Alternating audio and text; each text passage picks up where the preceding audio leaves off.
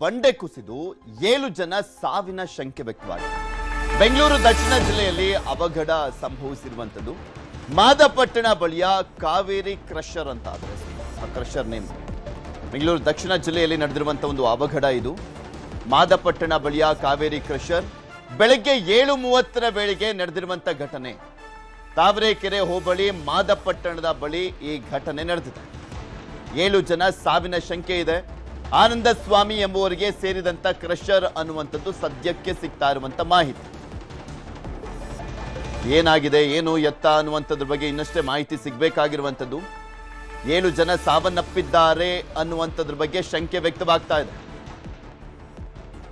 ಇದ್ರ ಬಗ್ಗೆ ಇನ್ನಷ್ಟು ಮಾಹಿತಿಯನ್ನ ಕೊಡ್ತಾ ಹೋಗ್ತಾರೆ ನಮ್ಮ ಪ್ರತಿನಿಧಿ ಕಾರ್ತಿಕ್. ನಮ್ಮ ಜೊತೆ ದೂರವಾಣಿ ಸಂಪರ್ಕದಲ್ಲಿ ಜಾಯ್ನ್ ಆಗಿದ್ದಾರೆ. ಕಾರ್ತಿಕ್, ಏನ್ ಅಪ್ಡೇಟ್ ಸಿಗ್ತಾ ಇದೆ, ಹೇಗಾಗಿದ್ದಂತೆ?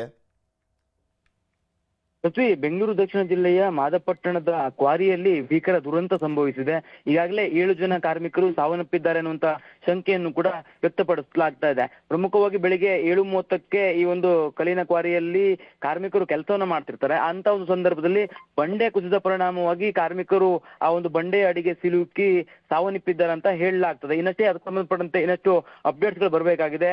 ಕಲ್ಲಿನ ಕ್ವಾರಿ ಬೆಳಿಗ್ಗೆನೆ ಕಾರ್ಮಿಕರು ಹೋಗಿ ಅಲ್ಲಿ ಕೆಲಸವನ್ನ ಮಾಡ್ತಿರುವಂತ ಸಂದರ್ಭದಲ್ಲಿ ಬಂಡೆ ಕುಸಿದ ಪರಿಣಾಮ ಈ ಒಂದು ಘಟನೆ ಸಂಭವಿಸಿದೆ ಅಂತ ಹೇಳಲಾಗ್ತದೆ. ಜೊತೆಗೆ ಈ ಒಂದು ಕಲ್ಲಿನ ಕ್ವಾರಿಯಲ್ಲಿ ಈ ಬಂಡೆಗಳನ್ನ ಸ್ಫೋಟ ಮಾಡೋದಕ್ಕೆ ಏನಾದ್ರು ಬೇರೆ ರೀತಿಯ ಸ್ಫೋಟಗಳನ್ನ ಬಳಕೆ ಮಾಡಲಾಗ್ತಾ ಇತ್ತಾ ಅಥವಾ ಹೇಗೆ ಇದು ಕುಸಿದಿದೆ ಅನ್ನುವಂಥದ್ದು ಇನ್ನಷ್ಟೇ ಪೊಲೀಸರ ತನಿಖೆಯಲ್ಲಿ ಗೊತ್ತಾಗಬೇಕಾಗಿದೆ. ಒಟ್ಟಾರೆಯಾಗಿ 7 ಜನ ಸಾವನ್ನಪ್ಪಿದ್ದಾರೆ ಅನ್ನುವಂತ ಒಂದು ಶಂಕೆಯು ಕೂಡ ವ್ಯಕ್ತವಾಗಿದೆ. ಈಗಾಗಲೇ ಓರ್ವನ ಮೃತದೇಹವು ಕೂಡ ಅಲ್ಲಿ ಇರ್ತಕ್ಕಂಥ ಸ್ಥಳೀಯರು ಹೊರತೆಗೆದಿದ್ದಾರೆ ಅನ್ನುವಂತ ಮಾಹಿತಿ ಕೂಡ ಲಭ್ಯವಾಗಿದೆ. ಪ್ರಮುಖವಾಗಿ ಇವತ್ತು ಬೆಳಗಿನ ಜಾವ ಏನು ಯಥಾಸ್ಥಿತಿಯಂತೆ ಅವರು ಕಾರ್ಮಿಕರು ಆ ಒಂದು ಕ್ವಾರಿಯಲ್ಲಿ ಕೆಲಸವನ್ನ ಮಾಡ್ತಿರ್ತಾರೆ. ಅಂತ ಒಂದು ಸಂದರ್ಭದಲ್ಲಿಯೇ ಏಕಾಏಕಿ ಬಂಡೆ ಕುಸಿದ ಪರಿಣಾಮವಾಗಿ ಈ ಒಂದು ದುರ್ಘಟನೆ ಸಂಭವಿಸಿರುವಂತದ್ದು. ಇಲ್ಲಿ ಈಗಾಗಲೇ ಈ ಒಂದು ಸ್ಥಳ ಆ ಒಂದು ಕ್ವಾರಿಯ ಒಂದು ಏನು ಘಟನೆ ನಡೆದಿದೆ ಆ ಒಂದು ಸ್ಥಳಕ್ಕೆ ಸ್ಥಳೀಯ ಪೊಲೀಸರು ಕೂಡ ದೌಡಾಯಿಸಿದ್ದಾರೆ. ಇನ್ನಷ್ಟೇ ಅದು ಅಲ್ಲಿ ರಕ್ಷಣಾ ಕಾರ್ಯಾಚರಣೆಯು ಕೂಡ ಆಗ್ಬೇಕಾಗಿದೆ. ಅಂದ್ರೆ ಯಾರಾದ್ರೂ ಅಲ್ಲಿ ಸಜೀವವಾಗಿ ಸಿಲುಕಾಕೊಂಡಿದ್ದಾರೆ ಕಾರ್ಮಿಕರು ಅಥವಾ ಮೃತಪಟ್ಟಿದ್ದಾರೆ ಅನ್ನುವಂಥದ್ದಕ್ಕೂ ಸಂಬಂಧಪಟ್ಟಂತೆ ಒಂದಿಷ್ಟು ಅಪ್ಡೇಟ್ಗಳು ಕೂಡ ಬರಬೇಕಾಗಿದೆ. ಜನ ಇದ್ರು ಏನು ಎತ್ತ ಅದ್ರ ಬಗ್ಗೆ ಇನ್ನಷ್ಟೇ ಮಾಹಿತಿ ಸಿಗ್ಬೇಕಾಗಿದೆಯಾ ಕಾರ್ತಿಕ್? ಆದ್ರೆ ಒಬ್ಬರ ಮೃತದೇಹ ಸಿಕ್ಕಿದೆ ಅಂತ ಹೇಳ್ತಾ ಇದ್ರೆ, ಇನ್ನು ಉಳಿದಂತವ್ರ ಕತೆ ಏನಾಯ್ತು ಅನ್ನುವಂಥದ್ರ ಬಗ್ಗೆ ರಕ್ಷಣಾ ಕಾರ್ಯಾಚರಣೆ ಆಗ್ತಾ ಇದೆಯಾ ಅಥವಾ ಇನ್ನು ಹೋಗ್ಬೇಕಾ? ಪೃಥ್ವಿ, ಸದ್ಯ ಈಗ ಅಲ್ಲಿ ಸ್ಥಳೀಯರು ಮತ್ತು ಸಂಬಂಧಪಟ್ಟಂತ ಪೊಲೀಸ್ ಇಲಾಖೆ ಹಾಗೆ ಅಗ್ನಿಶಾಮಕ ದಳ ಸಿಬ್ಬಂದಿಗಳು ಆ ಒಂದು ರಕ್ಷಣಾ ಕಾರ್ಯಾಚರಣೆಯನ್ನ ಮಾಡ್ತಾ ಇದ್ದಾರೆ ಅನ್ನುವಂತ ಮಾಹಿತಿಯು ಕೂಡ ಲಭ್ಯವಾಗಿದೆ. ಬೆಳಗಿನ ಜಾವ 7:30ಕ್ಕೆ ಈ ಒಂದು ಘಟನೆ ನಡೆದಂತ ಸಂದರ್ಭದಲ್ಲಿ ಆ ಒಂದು ಕ್ರಷರ್ ನಲ್ಲಿ 7 ಜನ ಕಾರ್ಮಿಕರು ಕೆಲಸವನ್ನ ಮಾಡ್ತಾ ಇದ್ರು ಅನ್ನುವಂಥದ್ದು ಕೂಡ ಈಗಿರ್ತಕ್ಕಂಥ ಮಾಹಿತಿ. ಆ 7 ಜನರಲ್ಲಿ ಎಷ್ಟು ಜನಕ್ಕೆ ಇಲ್ಲಿ ಜೀವ ಹಾನಿಯಾಗಿದೆ ಅನ್ನುವಂಥದ್ದು ಇನ್ನಷ್ಟೇ ಗೊತ್ತಾಗಬೇಕಾಗಿದೆ.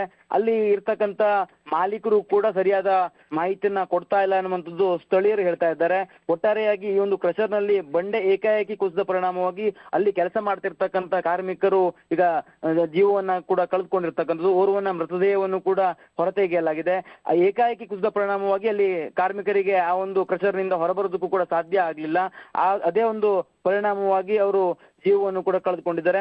ಜೊತೆಗೆ ಇಲ್ಲಿ ಗಮನಿಸಬೇಕು, ಕ್ರಷರ್ ಅಂತಂದ್ರೆ ಅಲ್ಲಿ ಸ್ಫೋಟಕಗಳನ್ನು ಕೂಡ ಕೆಲವು ಬಾರಿ ಬಳಕೆಯನ್ನ ಮಾಡಲಾಗುತ್ತೆ. ಅದಕ್ಕೆ ಒಂದಿಷ್ಟು ನಿಯಮಾನುಸಾರವಾಗೂ ಕೂಡ ಅವರು ಬಳಕೆಯನ್ನ ಮಾಡ್ಬೇಕಾಗತ್ತೆ. ಆದ್ರೆ ನಿಯಮ ಮೀರಿ ಏನಾದ್ರೂ ಬೇರೆ ಬೇರೆ ರೀತಿಯ ಸ್ಫೋಟಕಗಳನ್ನ ಬಳಕೆ ಮಾಡಲಾಗ್ತಾ ಇತ್ತ, ಅದರ ಪರಿಣಾಮವಾಗಿ ಈ ಒಂದು ಕ್ರಷರ್ ನಲ್ಲಿ ಈ ದುರ್ಘಟನೆ ನಡೆದಿದ್ಯಾ ಅನ್ನುವಂತ ಪ್ರಶ್ನೆಗಳು ಸಹಜವಾಗಿ ಮೂಡುತ್ತೆ. ಅಥವಾ ಆ ಒಂದು ಘಟನೆ ನಡೆದಂತ ಸಂದರ್ಭದಲ್ಲಿ ಯಾವ ಕಾರಣಕ್ಕಾಗಿ ಈ ಒಂದು ಬಂಡೆ ಕುಸಿದೆ ಅನ್ನುವಂಥದ್ದು ಕೂಡ ಈಗ ಹಲವು ಪ್ರಶ್ನೆಯನ್ನ ಹುಟ್ಟು ಹಾಕಿರುವಂತದ್ದು. ಜೊತೆಗೆ 7 ಜನ ಕಾರ್ಮಿಕರೀಗ ಅಲ್ಲಿ ಸಾವನ್ನಪ್ಪಿದ್ದಾರೆ ಅನ್ನುವಂತ ಸಂಖ್ಯೆಯು ಕೂಡ ವ್ಯಕ್ತವಾಗಿದೆ. ಪೃಥ್ವಿರಾಜ್, ಓಕೆ, ಧನ್ಯವಾದ ಕಾರ್ತಿಕ್ ನಿಮ್ಮೆಲ್ಲ ಮಾಹಿತಿಗಾಗಿ. ಇವೆಷ್ಟು ಈ ಕ್ಷಣದವರೆಗಿನ ಸುದ್ದಿ. ಈಗ ಪರಪಂಚ ಪ್ರಸಾರ ಆಗುತ್ತೆ. ನೋಡ್ತಾರೆ ನ್ಯೂಸ್ 18, ಜಾಲ ನಮ್ಮದು, ಬಲ ನಿಮ್ಮದು.